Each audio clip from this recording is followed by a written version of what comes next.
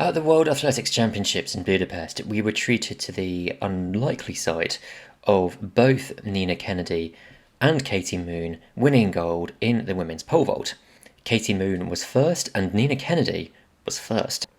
Both athletes decided to take this sort of action because they did not want to go through the rigmarole of a jump-off, and it sparked a debate, some of it healthy, some of it unhealthy, about whether this should be the solution when two athletes have tied in a vertical jump. There is some precedent for this, but it is extremely rare. In 2006, Derval O'Rourke and Kirsten Bohm shared the silver medal at the European Championships after they clocked exactly the same time in the women's 100-metre hurdles. O'Rourke and Bohm were not given the option of running again in some kind of hurdle-off, so they simply had no choice but to share the medal.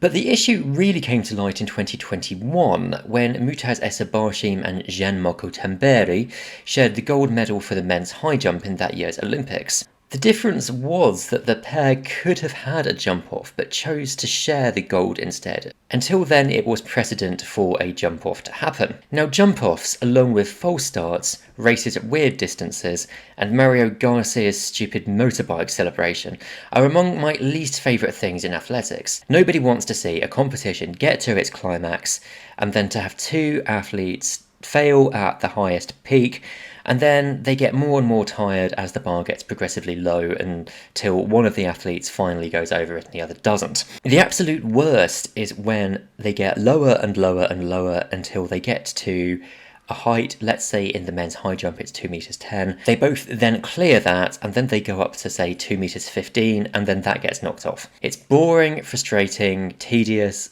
the worst. Honestly, anything to avoid a jump-off is good, and I was quite pleased when Moon and Kennedy decided to share gold, as it meant the competition could end on a high.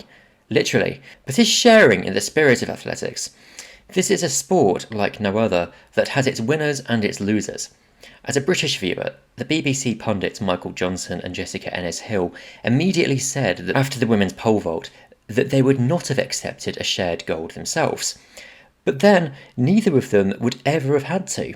The odds of two men being tied for gold in the 400 metres, which Johnson ran, to the 1,000th of a second are microscopic. In Ennis-Hill's heptathlon, the chances of two women being on exactly the same number of points after 7 events is even less likely. And if you told either of them they had to run the 400 metres or do the javelin or something again immediately afterwards to decide who would win gold, they would probably thump you with all the energy they had left. Johnson, though, took to his new arena of choice, Twitter. He did not want this to be a debate with honours even. He wanted a winner to the debate if there should be honours even or a winner. And people say Americans can't understand irony. The responses revealed that a lot of people were not in favour of two golds. Some responses were, imagine if FIFA had just stopped the World Cup final after 90 minutes and awarded France and Argentina as the world champions. It dilutes the champion, they should share 2 silvers, they should be called co-champions instead. It is true this has occurred twice now, but I think it is overstated that it is a common occurrence in athletics. Even in the vertical jumps, the pole vault and the high jump, there is only a very slim chance of this happening. This is because the countback system means that jumpers would need identical scorecards throughout the competition in order to tie. In Tokyo, Barshim and Tamberi both cleared every height from 2 meters 24 to 2 meters 37 before they both knocked off 2 meters 39. Maxim Nadesheko came third because he had fouled some earlier heights. In Budapest, Kennedy and Moon had both 3 failures to their name, up to the point of 4 meters 95, which they then both went out at. And they were both subject to some negative feedback online, which I can tell you is not always fun even if you are right. Katie Moon posted afterwards, "The pole vault is not an endurance event. We have a short window of jumps, and once the fatigue sets in, it not only becomes more difficult but dangerous. The sport has seen everything from athletes just landing funny with minor tweaks to horrific accidents. We had jumped an entire competition, vaulting for almost 4 hours in 85-degree heat. The competition ended and we were exhausted. A World Championships is incredibly emotionally draining, even more so than regular competition. To walk away healthy and with a gold medal, while celebrating with my friend that had jumped just as well, was a no-brainer," she went on to say. Part of the reason we've reached the highest level is by listening to our bodies and knowing our limitations. We've decided that in this particular moment, sharing glory was just as good as earning it outright. I understand that people want to see a clear winner. It is the exciting part of our sport, but in this instance it was without a doubt the right decision, and one I will never regret.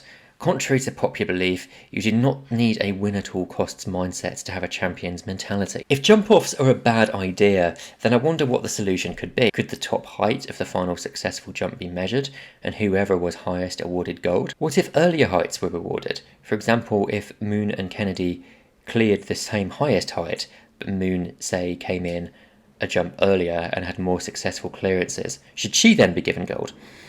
Or what if, 1 week later, both athletes set up a bar, a mat and a webcam in their garden, and they have 10 minutes to make as many jumps over an easy height as possible, and the person with the most clearances is given gold?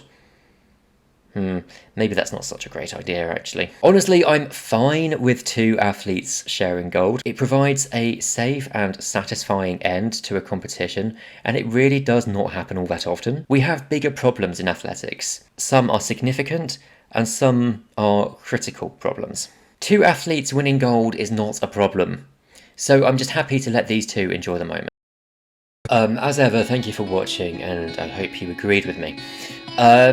So this is going to be part of what will be the final straight in this athletics channel for a while. I'm going to be doing a few more videos, hopefully every other week, and I'm going to be finishing with a video where I name my favourite ever event in athletics. I'm not quite there yet, but next week I'm going to be looking at whether athletics should adopt the placings table or the medal table. So hopefully I'll see you then.